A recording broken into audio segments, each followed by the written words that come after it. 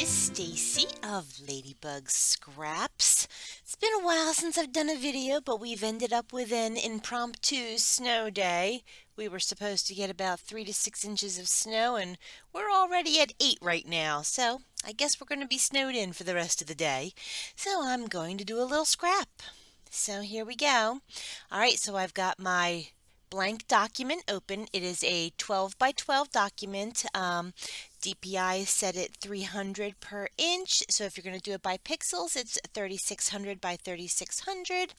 I have a kit ready to go. It's not mine. It is a kit by Kristen Cronin Barrow, and it's available at the Sweet Shop. It is adorable. I love this. It is, let's see if I can make the folder bigger for y'all to see it, a heart's tail. And then Heart's Tail comes with 2 sections, and this one is called Better Together. My computer is a little slow this morning, so hopefully it cooperates for scrapping along. And I'm going to be doing a page that is following one of the challenges at the Sweet Shop this month for their passport, and it's to make a page look like a cake or be cake inspired. So I'm going to be, there it is. Oh, it's so pretty, isn't it? I love all the pink and the little bits of the beige and the wood. I have a thing for wood papers, and I love, love, love the pops of black and white together. Anyway, so this is what I'm going to be using. Let me close that out so now that you've seen it. And let's get started. So I'm going to be using some photos of this sweet little one. And I'm going to make him stacked up like a cake kind of thing. So here we go. I'm going to turn on my grids. And to do that, I go to View, I click Show, and I turn my grid on, and so now I've got these beautiful perfect little squares that will help me line everything up just the way I'm thinking I want to do my page. I'm going to click my shape tool. Whoops, it did not click on the shape I wanted. Custom tool, and I'm going to go with a square, which, whoops, I went too far. There it is. And I want each photo to be matted, and I know that I'm going to do like a kind of a pyramid kind of stack to make it look like a cake piled up. So I'm going to do 3 on the bottom. So I'm going to start off by making this square, and I'm going to hold my shift key down so it stays perfectly square. So no matter if I go up and down or whatever, my square is the exact size I want it to be. I'm going to do this first square right there. Close this out of my way, and then I'm going to add another layer, and I'm going to do a different color on top just so I can see the difference of the 2 squares, and hold this down again so I get the perfect square. Get rid of that, and then I'm going to just line them up in the middle. Now, because I want all of my photos to fit into this, I am going to select both of these layers, lock them together so that no matter what I do, they do not, mess up my nice perfectly even little margin all the way around. And pause for one moment. I'm going to answer a call from my daughter. All right, so I had to go get some good news from my kiddo. She's applying for some jobs and has some prospects opening up at where she's going to school. But anyway, so back to scrapbooking. Here we go. I have what I'm going to use as my photo spot and a mat. And I am going to duplicate both of them. I have them both selected and linked. And do it again. And then I'm going to kind of spread them out a little. And because I linked them together with that little lock symbol, they both move together. And I don't need to worry about my matting not being perfect or exactly where I want it. All right, now I'm going to select all of them and duplicate them again. And move them up a little. All right. And then my Photoshop's a little slow today. Either that or I'm just a little click happy. Alright, so then we're going to pop these over here. Come on.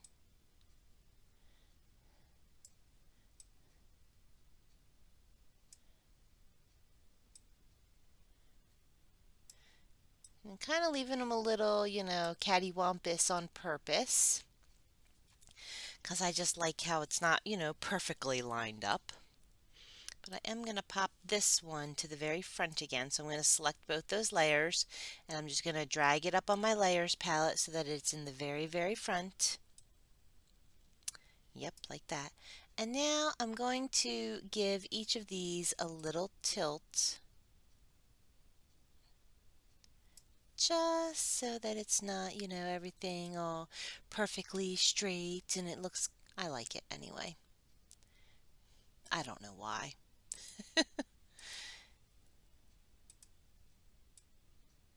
here we go with this one over here.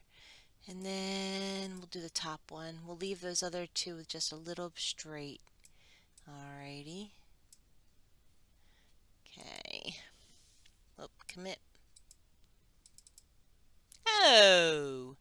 Well, apparently Photoshop's going to have some glitches today. So here we go. We're going to undo. There we go. Brought it back down. I just want to bump it down. So I'm just going to use my arrow key to nudge it a little. That way they're all stacked up. Alrighty, now, if you're doing a layout and you're using a template, or like this is kind of like a template now that I've made, and you want to clip your photo to each of these white squares. So you're going to click on the white square, make sure it's selected in your layer palette, and then you come over to your photos, and you're going to drop some photos in. So let's see. So these are photos I took of one of my little ones.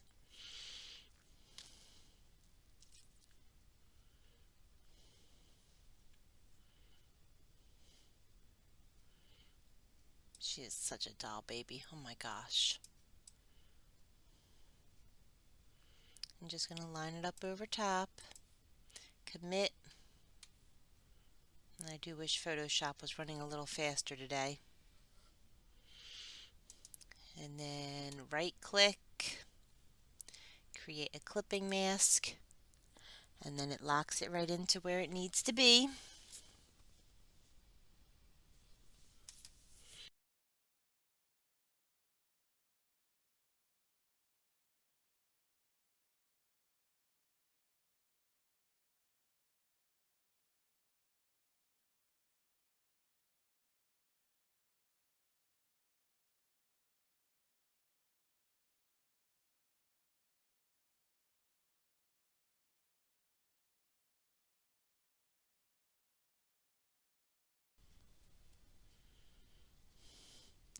So it's been rather cold and wet. Whoops, I don't know why that tilted a little already.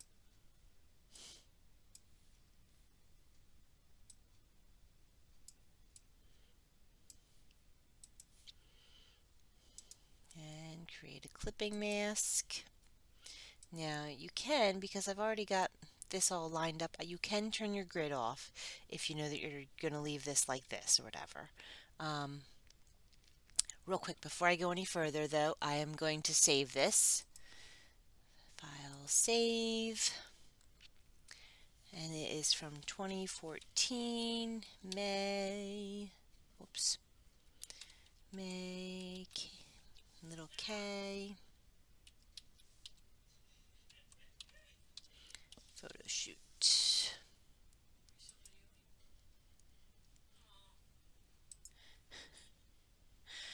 Alright, so anyway, so I'm looking at this and I'm realizing that I think they're just a little bit too big in general. So I'm going to click on the bottom layer, hold my shift key in, and then click on the top layer to select them all. You can also hit select all up top.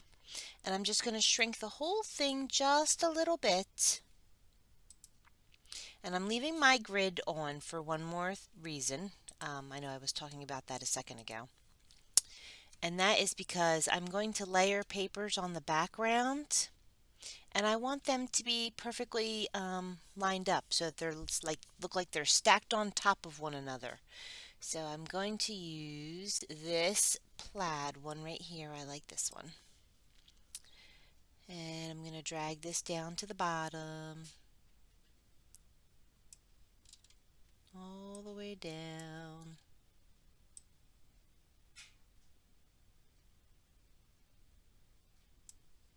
There we go. All right, and then now this one I know that I actually want this a little smaller. So I'm just grabbing the corner of it and resizing it. And then I'm just going to center it. Commit. You can also hit your enter key to commit. Alright, let's see. I want a dark pink for the back. Dark, dark pink. Dark, dark pink. I think there was a solid. Yep, there it is. So I've got this dark pink. And of course it went right on top. So I'm just going to relayer my layer so it's exactly where I want it to be. Alright, and I'm going to actually matte all of these, I think, in black. I think it will really make the pink pop in all these photos. So I just click on that purple layer and I drag my paper over there. You don't have to do them all the same. I don't have to do them all the same, but I'm going to for this one. Create a clipping mask. Let's see, next one. And it creates a nice little framing. I really like matting my photos. Not everybody does, and not every layout that I do I matte my photos. I also occasionally use, well, I shouldn't say occasionally because I created myself my own style for it, so I must use it a lot.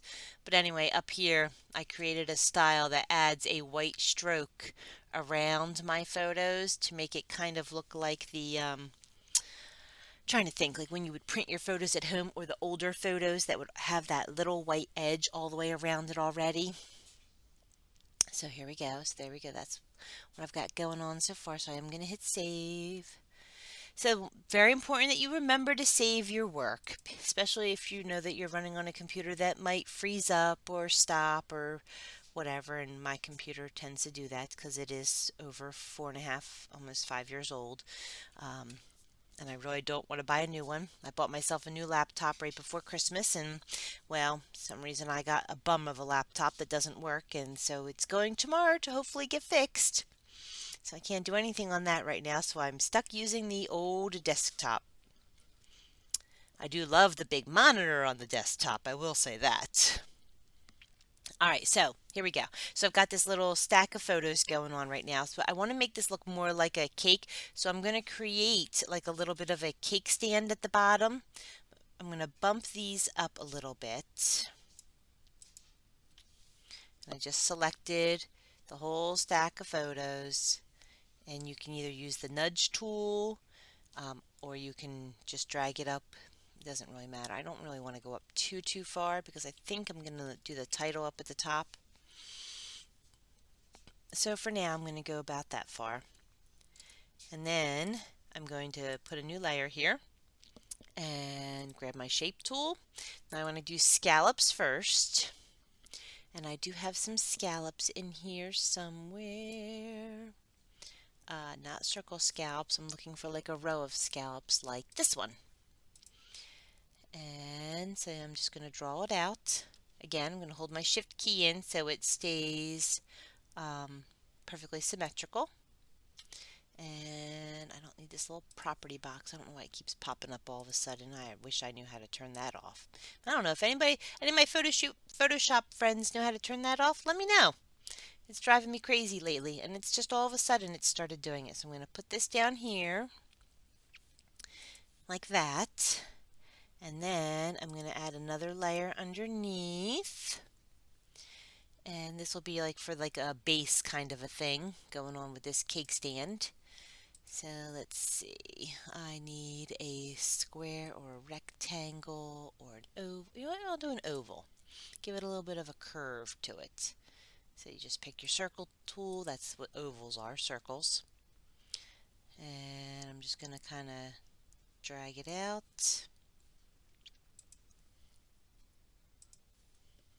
and slide this over so that it's centered.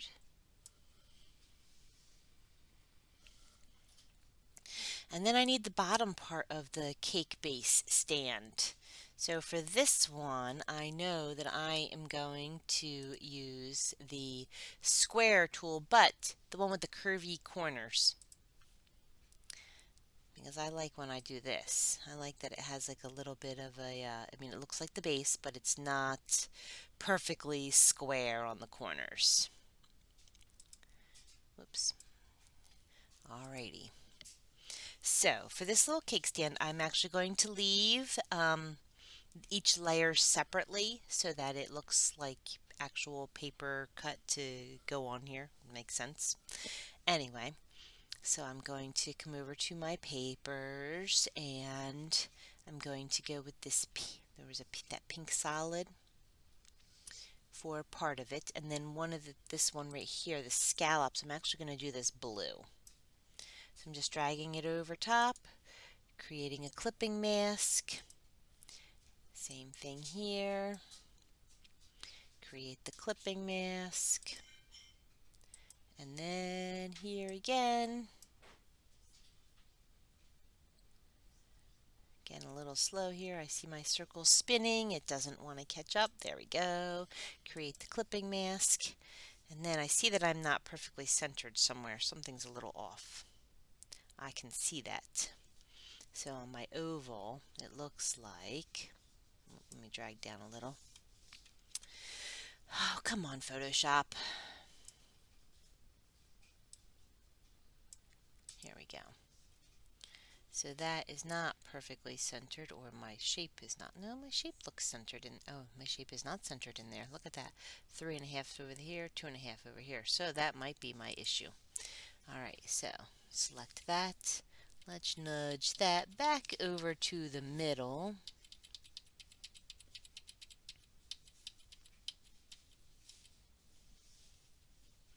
All right, but I can also see, so I've got 1, 2, 3 squares there, 1, 2, 3 squares here.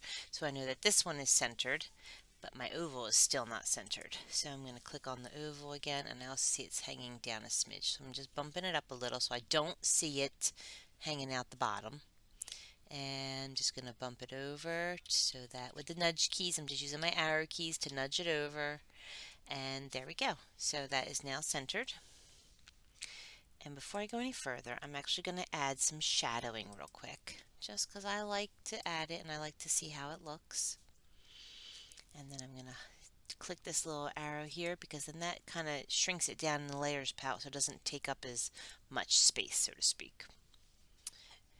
Oh, I love how that's coming out. It does look like a little cake stand all piled up with photos. Just what I was envisioning in my head. It's really nice how that turns out like that sometimes. Alright, we got to get some clusters going on here, and there's so much pretty pink stuff in this. But I actually think I need one more black in here. I like this black square, but I think under this plaid, I'm going to add one more black paper to kind of tie it all in. Let me see this print one. Let me see how this looks. And I'm just going to shrink it down. And I like the little hearts. Yes, that kind of ties it all together just a little bit. I actually think I might want to see a little more of that black. So I'm going to shrink my plaid paper down even more.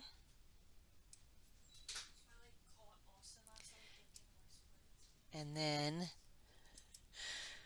I'm just going to I think I'm going to leave that thick, and I'm going to leave that hanging over. I actually really like how that looks. Let me turn my grid off now. Oh yeah, that looks cute. Alright, I'm going to hit save real quick before I go any further, because I really, really like how that looks. Alrighty, now, clustering. I'm going to go back to the top of my palette, and get some greenery going. I always start my clustering with greenery. And even though I say greenery, it's not always green. Um, like this one is gold colored. I like it. I think the gold kind of brings out the brown or beige or whatever you would call in the little chair. So let's get this going. And I see my Photoshop is still saving in the background, so it's definitely running a little slow. It usually catches up before now. So yeah, I'm just dropping different bits and pieces over here to create a cluster. And in case you can hear other chit chat in the background, it's my daughter. Everybody's home because of the snow day, so she's out in the kitchen right now. And I think my new microphone can pick her up actually, if just in case. So, oh, actually, I think I hear two of them out there. So yeah, so I'm just adding different bits and pieces of greenery.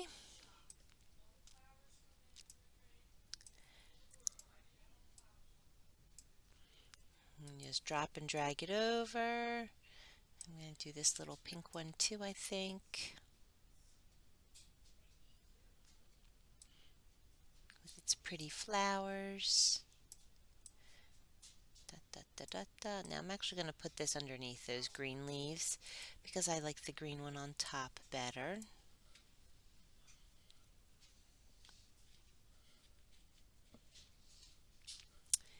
Alright, now I'm going to put some flowers in. Here we go, some pretty stuff. What? You are not driving my car to work.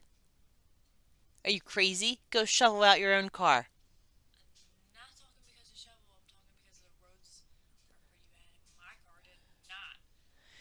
Your car is front wheel drive just like mine.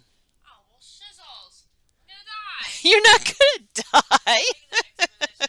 You're not taking the expedition. Oh. Oh. All right, do I keep that conversation in or do I cut that out? The kid thinks she's taking my car to work. Oh, she's a nut. All right, here comes some flowers. Oh. Gonna start with a big, pretty pink one right there. And it's literally just drop and drag them over, resize till what fits and what looks okay. Clustering is not something that, well, I wasn't very good at it when I first started, but some people are phenomenal at it when they first start. I think it's something you kind of have to learn and play around with. But alright, so yeah, I'm just dropping and dragging them over, and I usually when I do my clustering, I like one flower to be bigger, more centered kind of thing, and that's going to be this big pink one. And then you kind of stick some others in. I am going to use a little bit of the blues too, but I'm going to pop this one in underneath. Right now he's on top, but I want him under just a little.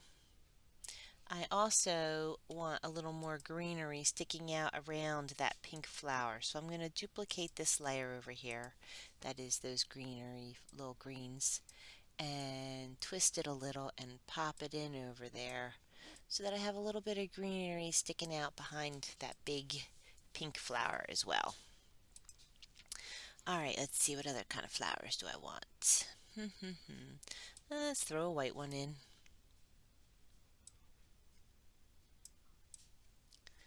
Alright. Now I'm going to put my shadows on just so I can see how they look. Some people shadow at the very end. I shadow as I go along because I like to see how it looks with the shadows. And adding my shadows, for me anyway, gives me an idea on whether or not I need to add more into this clustering. So I do want to add some other little things, not necessarily flowers, like this little brad is cute. So I'm just going to pop this in up here. Give him a shadow, and you can always reshadow again at the end in case there's anything you've forgotten.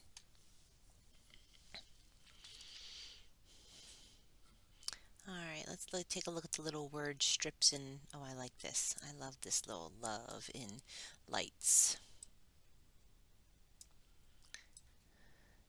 That is cute. But I'm actually going to slide this down under the... Do I want to go that far under? Nope, I don't want to go that far under. Up a little. Yes. So it's under some of the stuff, but not under everything. All right, now I probably should have did that love later, but anyway, I'll just delete it when I'm done with this part because look, I'm going to actually select this whole cluster and I'm going to, so I held my shift key on the first item all the way to the last item, and then I right click and then I hit duplicate layers, and I'm actually making a second clustering just by hitting that, and I drag it over. Now, there's sometimes some things that need to change a little when you do this. Like, obviously, this big word love has got to go.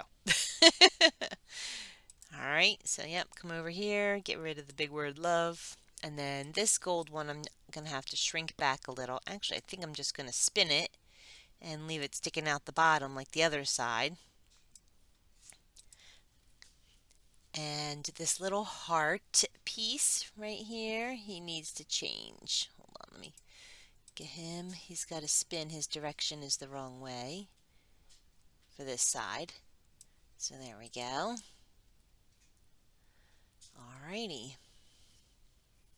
And sometimes when I'm doing this, I'll just, even though I'm duplicating the whole clustering, I'll decide that maybe a certain flower or something needs to be changed in it. So I'm actually going to get rid of this big pink one, and I'm going to add a different pink one.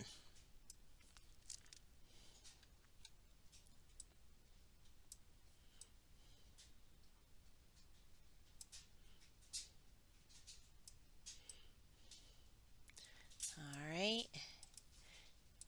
And then this little pink one that's down here, I'm going to swap him out too. I am going to do a darker one. Do I want to do the same dark one? Let me try this one.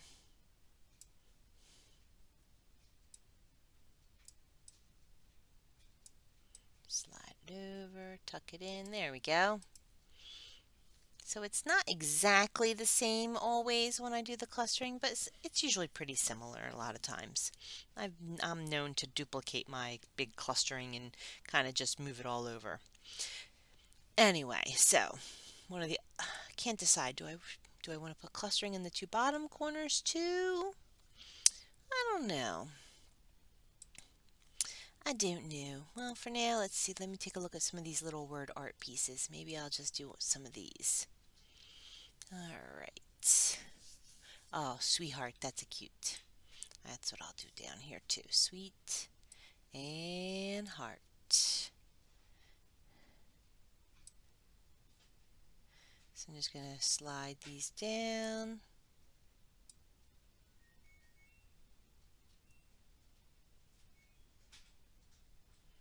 And just kind of, yeah, just play with it, see where you want to stick it. There's no right or wrong way when it comes to scrapbooking.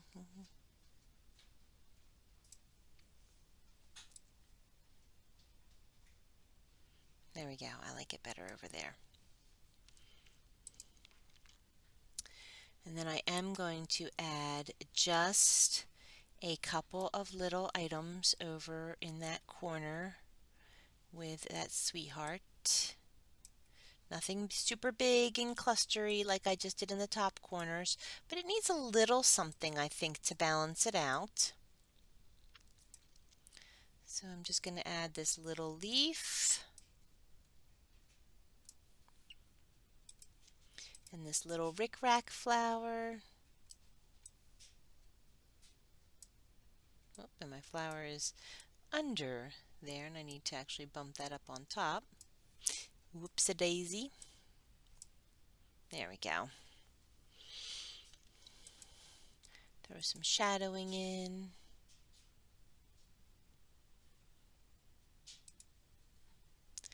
Alrighty. Yeah, that looks cute. Now this corner does need a little something. It needs a little something. Let's see, what does it need?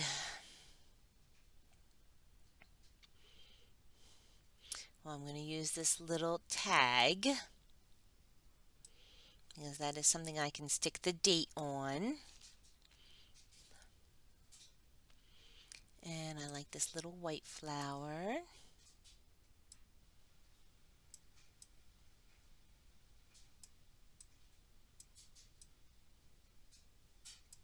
Oh, I do need some leaves. Where's those little, oh, I like this little pink rose too. And I will throw one dark one in there. This one? Let's try this one.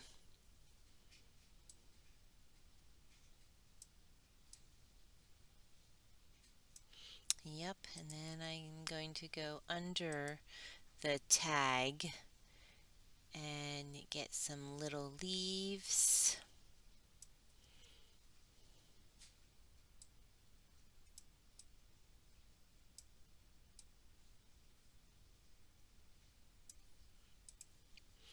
And I'm just going to duplicate it a few times so that they're all the same size, and spin and rotate a little, stick it under.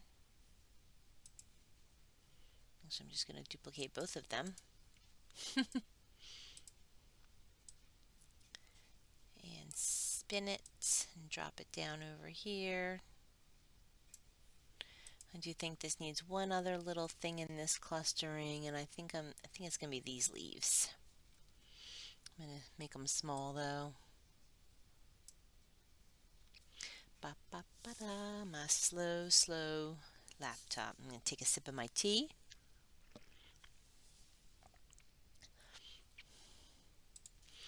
Oh, come on, laptop, catch up. Our computer, catch up. There we go. Smaller. Spin a little. Drag it over.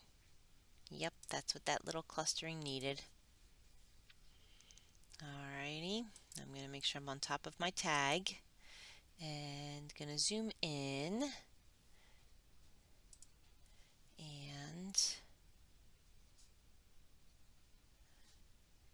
select a font. My fonts always take a while to load because I have so many of them. I love them. Oh, this is a newer one. I just got this unicorn confetti. I kind of like this. Maybe I'll do that one. Come on, catch up, computer.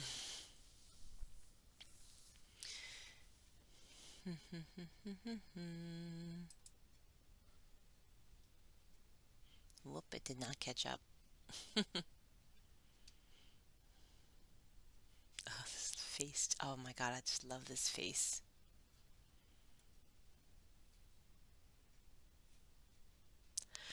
Oh, she was such a little firecracker, this one.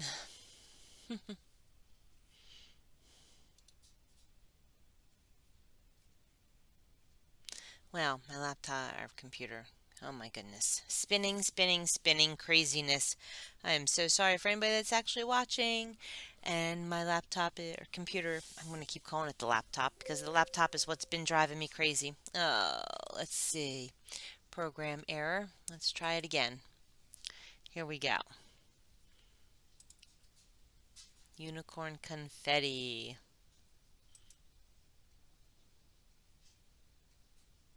There we go. All right, and oh, it's in the wrong spot, but all right, that's fine. Backspace, I'll just move it. Oh no, look, I've got two layers going on over here. Oh, goodness gracious. Oh, goodness gracious.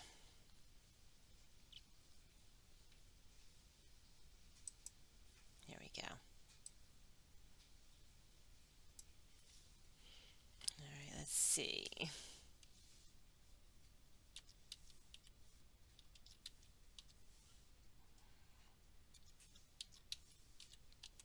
And that was 2014. Now I am going to make this black.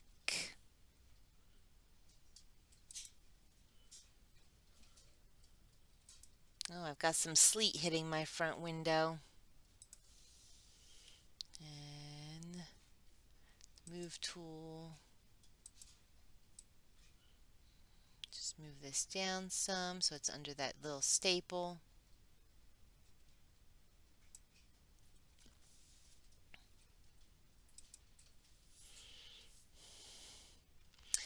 Oh, come on, computer. There we go. I'm just going to slide it over a little. There we go. Alrighty. So I'm going to hit save. Hopefully my next video, it isn't as crazy, my computer. Maybe I'll give it a little restart before I do the next one. So anyway, so I am saving my layered version. Oh, I see I forgot to shadow some pieces. Oh my goodness, so I'm going to have to save again. So here we go. Shadow. I'm going to delete this one. I don't even know where that layer ended up. Oh, there it is, right there in the middle, that little square. And just trash it. And then shadow. And my black paper has no shadow. Ah, forgot to shadow that black paper. Silly me. There we go. So drop shadows are on. Oh yeah, I love it. This little sweetheart. And so now I'm going to hit save again. And then of course I'm going to save. This is saving my layered file. It saves it as a TIFF. And so if I decide or discover I've made an error or I want to edit or change, or maybe I like it so much I want to use this template for something else, I can come in, delete the papers and the Ellies and the photos and reuse the template. So not only do I save the layered version, I also save two JPEGs. One JPEG is at full size, and then the second one I will save at 72 DPI, and if my computer catches up, I'll even show you. Alright, so one of the galleries I post at, they've now, or one of the girls I CT for, in that gallery, they've asked for their files to be a little bit bigger size, so the action that I used to use, I don't use anymore. So here we go. So I'm going to save as a JPEG. So this will be my main one that I print.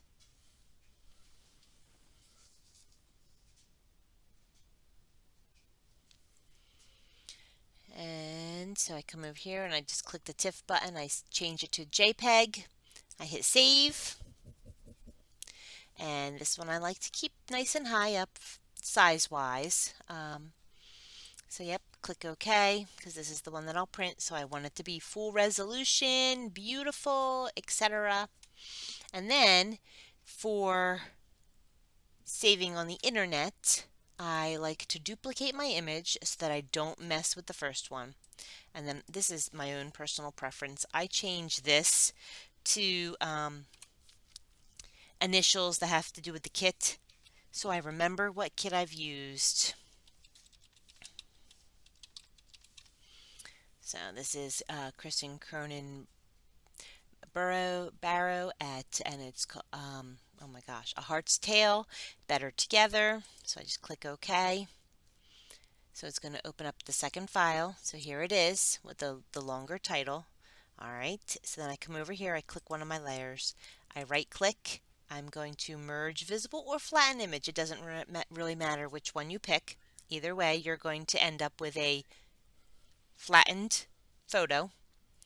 And then if you come up to your image and you click image size, I always change the resolution first. I don't know if it matters which one you do first. So anyway, so I change this to a 72, and then this automatically comes to about an 864 pixels, which in most galleries is sufficient. But the one gallery, like I said, they like theirs at 1,000 by 1,000 pixels now. And as long as you keep your, so like when I go to hit save, so I'll hit save as now, and I want this one to be a JPEG. As long as you keep the file size under 450K, so see that right now it says that it's at 683K, you just slide this down so that it's somewhere under 450. Some say 500, you know, each gallery is a little different. And then click OK.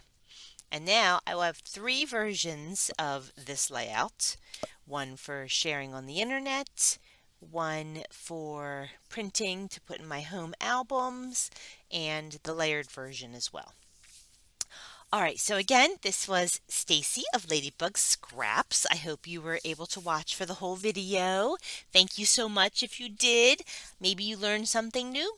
Maybe it's just old news and maybe you just like to watch people scrapbook. I don't care. It doesn't matter to me. I would like it if you learned something new because I'm still learning new stuff too.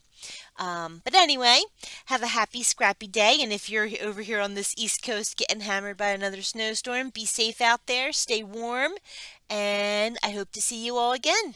Have a happy, scrappy day.